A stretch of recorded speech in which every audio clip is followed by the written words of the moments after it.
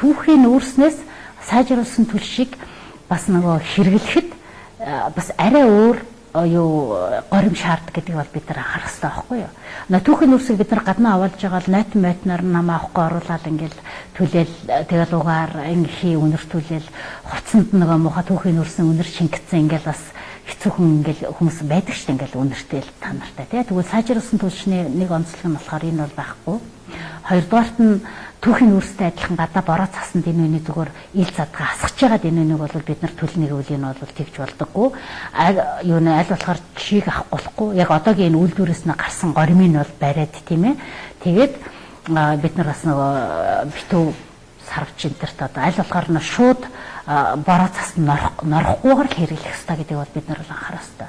Тэгээ манайхан болохоор ямарваа нэг юмыг авчихад энийг одоо яаж бид нар хэрэглэх үү гэдэг юм даган мөрдөхгүйгээс болоод энэ ерөөсө болдгүй юм байна, шатдаггүй юм байна, бутраад унчтсан байлээ ч гэдэг юм уу. Ийм юм яриа сууж байгаа таахгүй хүмүүс шүү дээ. Ер нь бол хинэггүй тал нь бэлдсэн юм бэл. Хүмүүс дээ хоёрдугаарт нь бол бас сайжруулсан 100% үнэхээр хэрэглэх шаардлагатай. Энэ болохоор яаж юм нэхэр өөрийнхөө эрүүл мэндийн нэгдүгээр хамгаална, хоёрдугаарт илүү урт хугацаанд бол дулаанаа хадгална.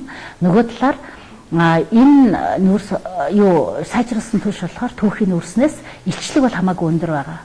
Яа гэхдээ зэрэг 5 толгой компани хятад руу экспортлж байгаа нүүрсийг угааж гаргадаг. Тэр угааж гаргасан нүүрсний үлдэгдэл одоо медлинг гэж яриад байгаа.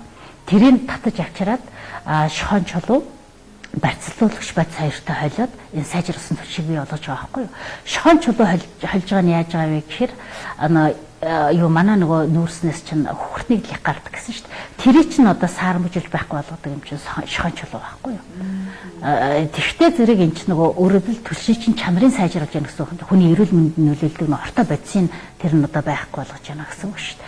Тэгээ ер нь бол нэг түлцсэн байхад бол 94 кг-ыг түлэх нормтой. Гэхдээ 5 толгой түлш бол 7 кг, 7-8 кг-ыг түлнэ гэж тооцоолж байгаа байхгүй юу. Тэгээ өдөрт бол 2 удаа түлнэхээр нэг айл бол өдөрт 16 кг-ыг ойрцоогоор түлхнэ шүү дээ. Үнэхээр одоо яг тэр горимоо дагж байгаа айл бол өдөрт 8 кг орчмыг л түлнэ. Энэ бол 10 хэдэн төрлийн зуухан дээр туршилт хийж үзсэн.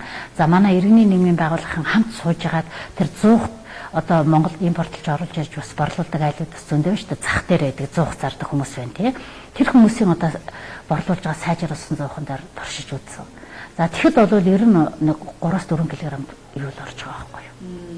Тэгэхээр ер нь тэгэх юм бол одоо эн чинь нэг айл яах нь шүү дээ. Эн чинь өдөрт 8 кг ихтэй зэрэг за бүр максимум 2 тонныг л хүлээх нь шүү дээ.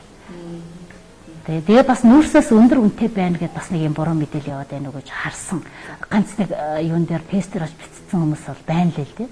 Тэгэхээр энэ болохоор нэг шууданд 25 кг-аар савлагдсан байгаа шүү дээ. Тэр нь 3750 төгрөг үлээ дээ. Тийм. Тэгэхээр бол болж л байгаа үстэй юм чи тий. Тийм л.